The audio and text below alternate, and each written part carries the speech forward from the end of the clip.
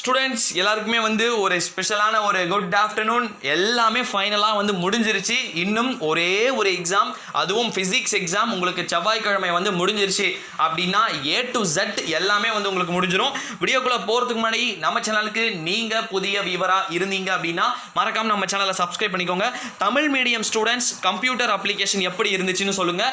English medium students எப்படி இருந்துச்சுன்னு கீழே கமெண்ட்டில் சொல்லுங்கள். Next computer application computer science students ரெண்டு பேருமே வந்து கமெண்ட்டில் சொல்லுங்கள்.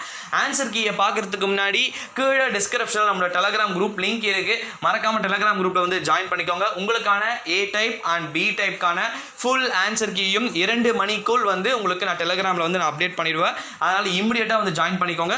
நெக்ஸ்ட் 11th ஸ்டாண்டர்டுக்கு வந்து பார்த்தீங்கன்னா 31th May மார்னிங் வந்து ஃபிசிக்ஸ் எக்ஸாம் வந்து நடைபெற இருக்குது.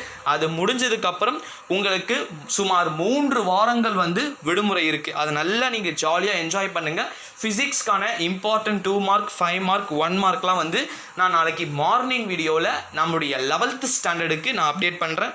Okay students, thank you so much. நம்ம சேனலுக்கு நீங்கள் புதிய வியூவராக இருந்தீங்க அப்படின்னா மறக்காமல் நம்ம சேனலை சப்ஸ்கிரைப் பண்ணிக்கோங்க. நன்றி. ஈவினிங் மறக்காமல் வீடியோ வந்து பாருங்கள்.